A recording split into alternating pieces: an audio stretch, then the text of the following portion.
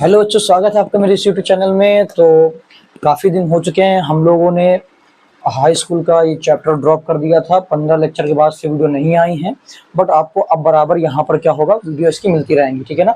बेफिक्र रहिए, पूरा हाई स्कूल का सिलेबस केमिस्ट्री और बायो का हम कंप्लीट कराएंगे।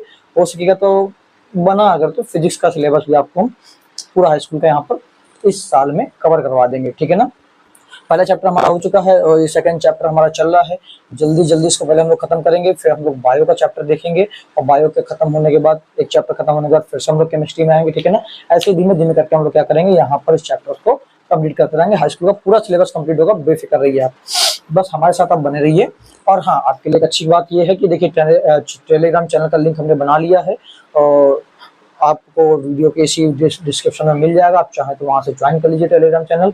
जैसे ही इसकी सारी क्या होंगी, सारी की सारी वीडियो से कंप्लीट हो जाएंगे, चैप्टर खत्म हो जाएगा, हम इसका पीडीएफ नोट्स आपको वहाँ पर अवेलेबल करवा देंगे, ठीक है। यदि आपको पीडीएफ नोट्स इस चैप्टर के साथ साथ अगर पहले चैप्टर के लिए चाहिए तो टेलीग्राम चैनल को ज्वाइन करें और वीडियो पे कमेंट जरूर करना, ठीक है ना। कमेंट कर दीजिएगा तो हम पहले चैप्टर के पीडीएफ नोट्स आपको दे देंगे।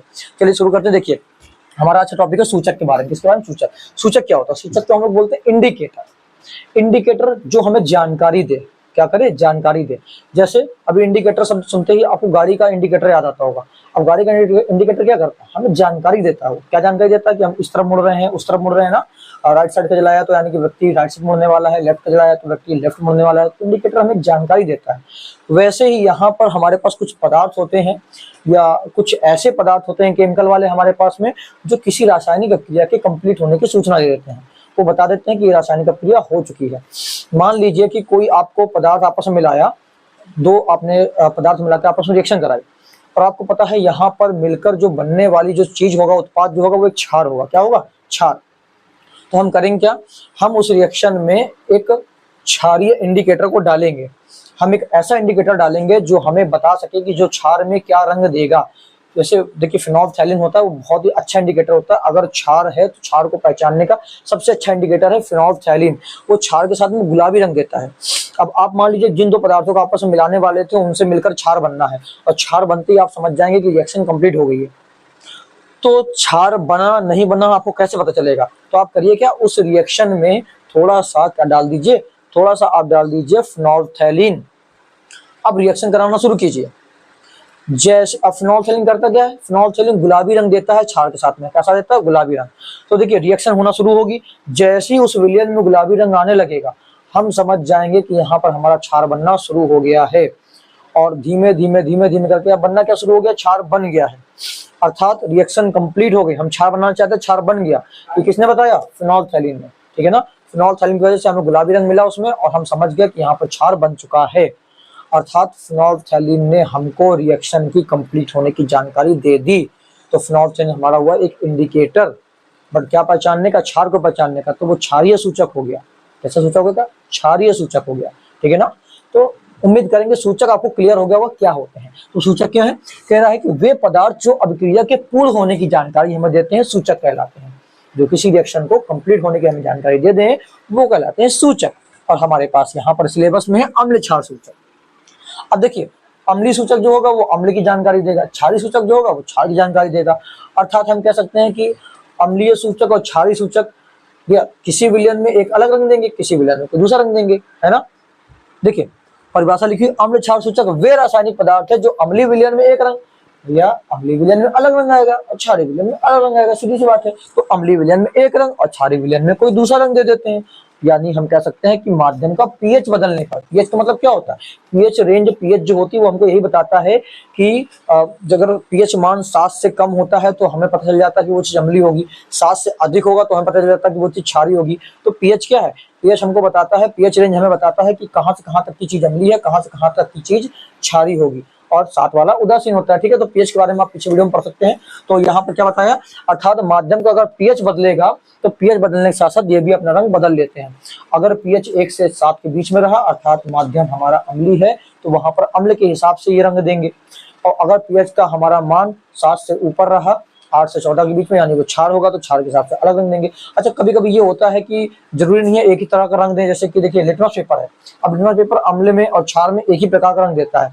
अब वो अम्ल आपका चाहे 7 से लेकर 6 पीएच हो, 5 हो, 4 हो, 3 हो, 2 हो, कोई भी पीएच का हो अम्ल, उसको इससे मतलब नहीं है, वो केवल लिटमस पेपर जो है वो नीला लिटमस पेपर क्या होता है, नीला लिटमस पेपर अम्ल में अगर डुबोएंगे तो वो कैसा हो जाता है, लाल। और लाल लिटमस पेपर को आप क्षार में डुबोएंगे तो क्षार में डुबोने पर लाल लिटमस पेपर हो जाता है नीला। अर्थात केवल वो ये बता देता है कि कौन सा विलयन अम्लीय कौन सा क्षारी है, वो ये नहीं बताता है लिटमस पेपर कि विलयन का पीएच मान क्या होगा। आपको ये जरूर बता देगा कि पीएच मान 7 से कम है। अगर नीला लाल हो गया तो ये पता चल जाएगा कि सामने वाली चीज हमारे पास अम्ल है और पीएच मान 7 से कम है।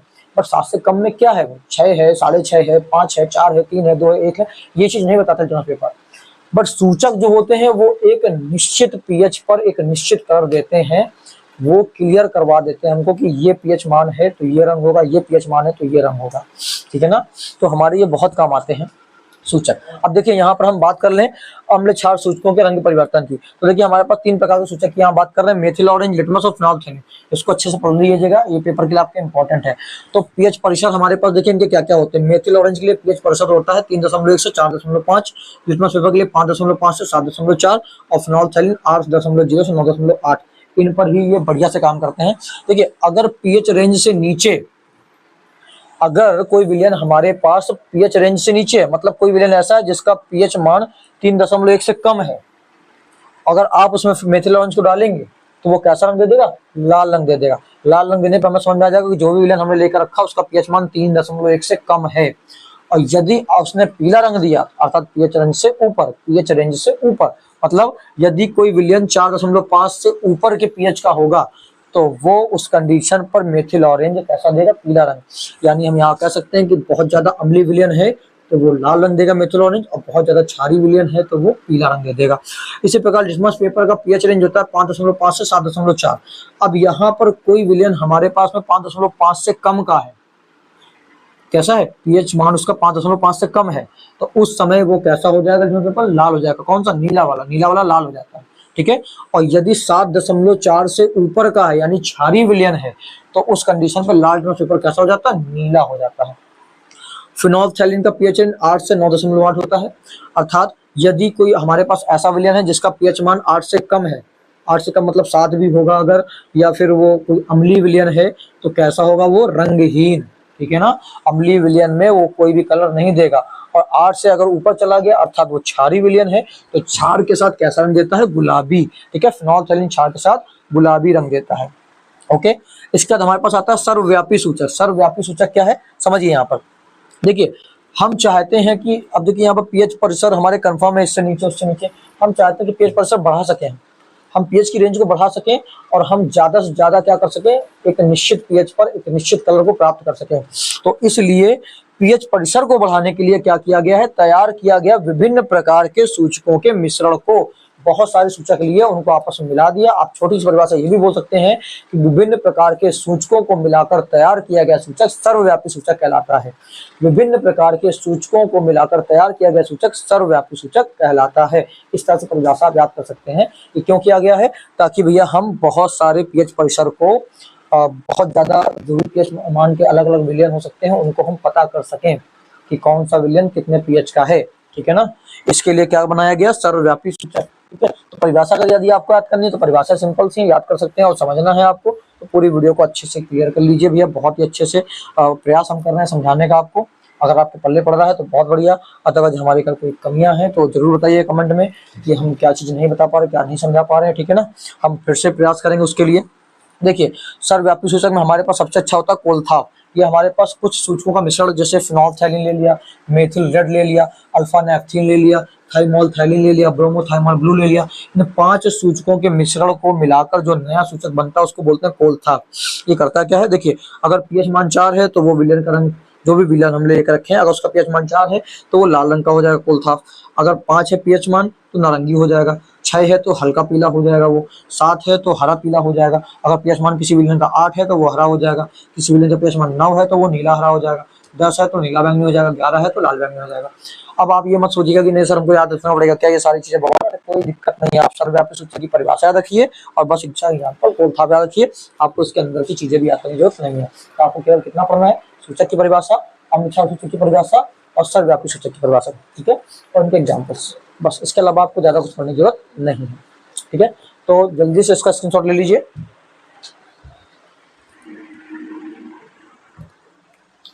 उम्मीद करेंगे आप लोगों ने स्क्रीनशॉट ले लिया होगा। इसके बढ़िया से नोट्स बना सकते हैं और टेलीग्राम चैनल की लिंक को ज्वाइन करिए। और आप हमको इंस्टा में भी फॉलो कर सकते हैं, वहाँ पर भी हम शॉर्ट्स वीडियो डालते रहते हैं, ठीक है। और बहुत सारे शॉर्ट्स वीडियो इस समय पढ़ रहे हैं, उससे भी देख लीजिए, कुछ ना कुछ आपको सीखने को मिल सकता है। अब बहुत जल्दी केमिस्ट्री का बेसिक भी हम लोग स्टार्ट करेंगे, जहाँ पर आप केमिस्ट्री को 0 लेवल से स्टार्ट कर सकते हैं।